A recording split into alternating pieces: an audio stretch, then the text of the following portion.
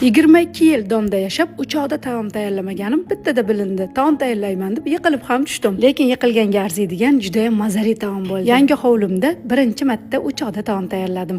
Agar retsept yoqsa, like bosib, yaqinlaringizga yuborib qo'yishni unutmang. Iftorlikka o'z qo'llarim bilan asarchi mazali taomini tayyorladim. Mahsulotlarning grammini hammasini video ostida yozib qoldiraman. Yog'siz qiymaga mayda to'g'ralgan piyoz, guruch va tuz ziravorlarni solamiz, yaxshilab aralashtirib, bolgarskiy, tokka va karomga yaxshilab o'rab chiqamiz. Ko'rinishi sal o'zgacha bo'lsin deb maxsus cho'plarga tok va tiftilni o'rab chiqdim. O'choqqa olovni yoqib, qozonni qizdirib, yog' solamiz. Birinchi to'g'ralgan piyozni yaxshilab qovurib, kartoshka, behi, qovoq, pomidor, tomat pasta hammasini solib, yaxshilab qovurib olamiz. Tuz va kerakli ziravorlarni solib, yaxshilab qovuramiz va ustidan suv quyib, qolgan mahsulotlarni ham qozon ustiga terib, 30 daqiqaga tagini past qilib dimlab qo'yamiz. Taom tayyor bo'lguncha vitaminli, mazali salat ham tayyorlab qo'ydim. Muzlatgichdagi bor sabzavotlaringizni mayda qilib to'g'rab, yog', tuz aralashtirsangiz mazali salat tayyor bo'ladi. Men esa pomidor, bodrin, bassay karomi va kashnich, ukrop, tuz, yog', anor sousini soldimda yaxshilab aralashtirdim. Bu arada birinchi marta o'choqda tayyorlagan taomim ham tayyor bo'ldi. Retseptni yaqinlaringizga yuborib qo'ying. Hayitgancha ishtahangiz ochilsa, Robiyangiznikiga iftorga keling.